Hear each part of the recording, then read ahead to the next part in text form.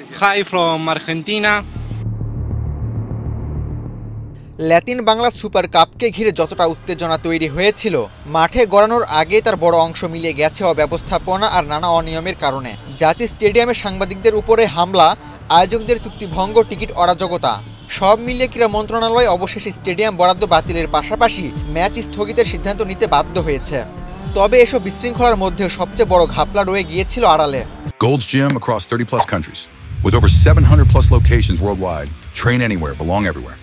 তদন্তে উঠে এসেছে আরও চমকে যাওয়ার মতো তথ্য। আর্জেন্টিনা থেকে আসা অ্যাথলেটিকো শার্লোন নামের দলটিকে টুর্নামেন্টের জন্য পেশাদার ফুটবল ক্লাব হিসেবেই প্রচার করা হয়েছিল, অথচ বাস্তবে আর্জেন্টাইন ফুটবল ফেডারেশনে নিবন্ধিত কোনো ক্লাবই তারা নয়। আর্জেন্টিনার পেশাদার ফুটবলে 5টি স্তরে মোট 138টি ক্লাব খেলে, যার একটির সাথেও শার্লোনের নাম নেই।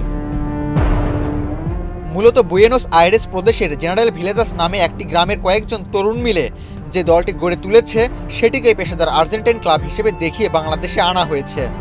অর্থাৎ আন্তর্জাতিক স্বীকৃতি তো নেই, স্থানীয় পর্যায়েও এটি কোনো আনুষ্ঠানিক ক্লাব নয়, কেবল বন্ধুদের মিলেমিশে খেলা একটি দল। টুর্নামেন্টে আয়োজন করেছিল AFB boxing promotion international limited.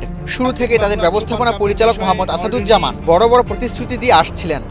Brazil ও আর্জেন্টিনার অনূর্ধ্ব-20 ক্যাটাগরির ফুটবলাররা খেলবে, আর ফাইনাল ম্যাচে উপস্থিত থাকবেন ফুটবল কিংবদন্তি কাপু ও ক্লদিও কানিজিয়া। এসব আশ্বাসে সাধারণ দর্শক থেকে শুরু করে অনেকেই টুর্নামেন্টটি নিয়ে উচ্চ প্রত্যাশায় ছিলেন। কিন্তু টুর্নামেন্ট মাঠে গড়ানোর পরে একের পর এক অসঙ্গতি প্রকাশ পেতে থাকে।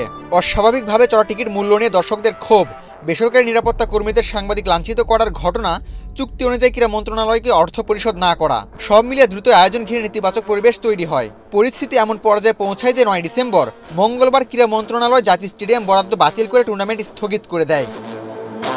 তবে এইসব অনিয়মের মধ্যেও সবচেয়ে বড় প্রতারণাটি লুকিয়েছিল আড়ালে। টুর্নামেন্টে আর্জেন্টিনা থেকে আসা যে দলটিকে পেশাদার ক্লাব বলে প্রচার করা হচ্ছিল, তদন্তে দেখা যায় তারা আদতে স্বীকৃত কোনো ক্লাবেরই অংশ নয়। দক্ষিণ আমেরিকার ফুটবলের নাম ব্যবহার করে বাংলাদেশে আনা হয়েছে এক অচেনা সম্পূর্ণ অপেশাদার দল। আর্জেন্টাইন ফুটবলের কোনো স্তরেই নেই তাদের নাম বা নিবন্ধন। শেষ পর্যন্ত কেঁচো ঘুরতে গিয়ে সাপ, এই প্রবাদটি যেন পুরো ঘটনাকে সবচেয়ে ভালোভাবে ব্যাখ্যা করে।